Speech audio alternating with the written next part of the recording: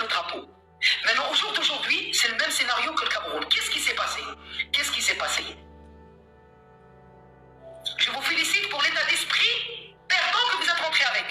Moi, j'ai tout vu chez moi. Vous êtes rentré avec un état d'esprit perdant. Non seulement qu'il y avait l'arbitre, là c'est flagrant, cela étant dit, ça n'empêche pas que 10 minutes, vous avez commencé à vous énerver, vous avez commencé à vous exciter, alors que la veille, vous savez, l'arbitrage qui nous a préparé, le seul qui nous a mis dans le miel, la CAF, à leur tête l'Arja. La veille du match, on enlève, on retire l'arbitre somalien et ses assistants, et ils nous mettent l'arbitrage, celui qui nous a trahis là, que tout le monde sait qui c'est. Et encore moi, l'arbitrage qui était à la VAR, qui n'est pas revenu à la penalty. Alors les cartons jaunes, je le dis, il n'y a pas de souci. Qu'est-ce qui s'est passé la veille? Je vous ai dit, il faut jouer. C'est votre cas. La troisième étoile, elle est à vous. Vous êtes des jeunes. La prospection qui a fait Belmadi depuis l'âge de 16 ans à tous ces joueurs, que ce soit Maza ou Moussa ou tous ces joueurs, on a quelques joueurs qui font partie de la CAN de 2019, Bounedjah et Mahrez, qui vous a boosté. Le travail qui a été reconnu par Petkovic, il a dit que le coach Belmadi il a fait du bon travail. J'espère continuer ce travail.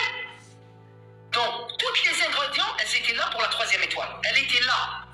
Comment vous allez me convaincre, moi qui suis citoyenne algérienne, qui est supportrice, quand moi supporter l'équipe nationale, vous êtes des bébés. Tous les grands joueurs que je vois là, du 20 ans, 24 ans, 25 ans, Hadj Moussa, Maza, Amoura, tous les joueurs là, comment ils s'appellent, Rappel, tous ces joueurs qui ont moins de 30 ans, moins de 25 ans, je vous connais tous. Vous nous regardez à la télé quand nous on supportait. Aujourd'hui, vous rentrez avec cet état. Qu'est-ce qu'il vous a dit, ça dit? Par le billet de Petkovic. Je sais ce qu'il a dit. Je l'ai dit hier, moi. Les gars, quand il vous a félicité, attention, contre l'RDC, je l'ai vu. Il est venu, il vous a félicité, vous étiez très contents. On a passé un bon moment, malgré qu'ils ont essayé de nous arracher notre choix. On avait un état d'esprit commun et tout. Il vous a dit, c'est pas grave, jusque-là, le parcours, entre parenthèses, voilà ce qu'il dit, ça dit. Bien joué les gars, on a fait un parcours magnifique. C'était pas l'objectif, parce que dès le début, c'était juste le premier tour. Mais là, vous avez vraiment honoré l'Algérie. C'est pas grave. Ça, il a dit aujourd'hui, c'est pas grave. C'est-à-dire la veille du match. C'est pas grave, si jamais on perd, c'est pas grave. Mais stop. Je vous mets un stop, une plaque de stop. Vous savez, tout est contre nous. Ça a commencé par les dates, après ça a commencé par le cadre de leur CML là, de leur mio, c'est comme on dit en Algérie, après les cacahuètes, après injurer la maman de Mahrez, après quoi d'autre, plein de choses, plein des obstacles. C'est ça l'état d'esprit dont on vous a mis, on vous a rencontré dans cet état d'esprit. Et moi, j'avais l'espoir que Mahrez pouvait faire autrement, pouvait mettre la arme, qui pouvait vous dire autrement le discours. Je ne sais pas ce qu'il a dit Mahrez. Je ne sais pas ce qui s'est passé dans les vestiaires avant de rentrer sur le terrain. Qu'est-ce qui s'est passé? Vous êtes rentré perdant. Ne me dites rien du tout, il n'y a aucune excuse.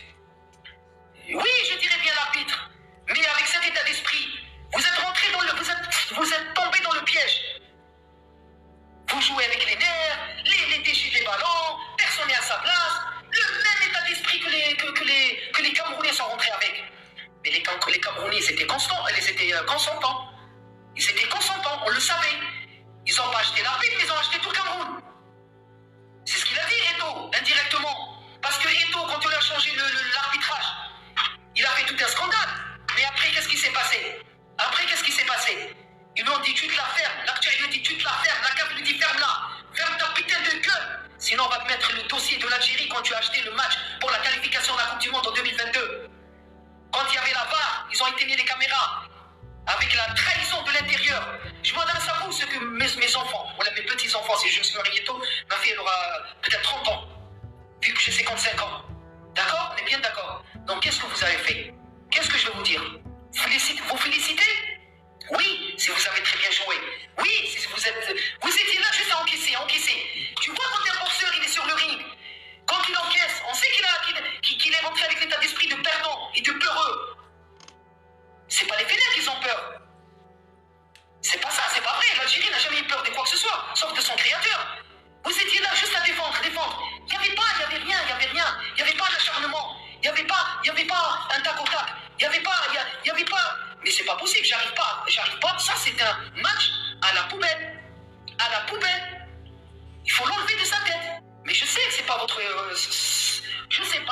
s'est passé. Mais le temps me donnera raison. Avec le temps, on saura exactement ce qui s'est passé. Ce qui vous a dit, ce qui s'est passé. Vous êtes des jeunes, je le comprends. Mais ne me faites pas avaler cette pilule. Impossible. Après, tu sors pour le dire, tu me dis, ouais, ils ont bien joué. Et toi, t'étais où?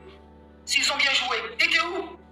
Et Petkovic, quand Mahrez, il a décidé, maintenant je le dis, je voulais pas le dire, parce qu'il y avait le match, je voulais pas entacher l'esprit des joueurs et faire entrer le doute. Maintenant, je le dis, pour le match contre l'RDC, si Mahrez, il s'est pas battu sur le banc de la touche pour faire arriver pour donner des instructions et qui est allé dans l'oreille de Petkovic pour lui dire qu'il faut faire rentrer Serroki et Poulpina, on aurait ramassé, on serait disqualifié déjà avec le RDC. Tir au but ou ton additionnel ou ton plutôt comment on appelle ça, je perds des mots quand je m'énerve moi,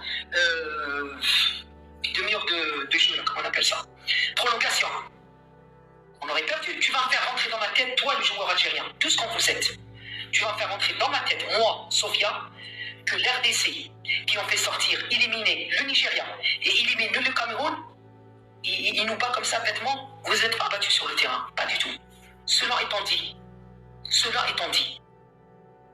je vous laisse à votre conscience, à votre âme et conscience. C'est une bonne leçon pour vous. Bref, je vais commencer à parler. Je vais quand même continuer.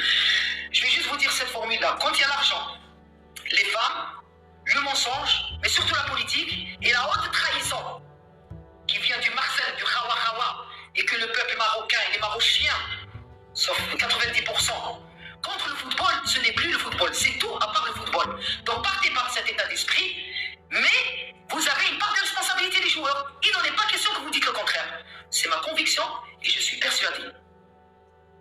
Et surtout, entre parenthèses, Petkovic et Nargis. Apparemment, c'est toi qui fais la liste. Moi, je respecte tous les joueurs.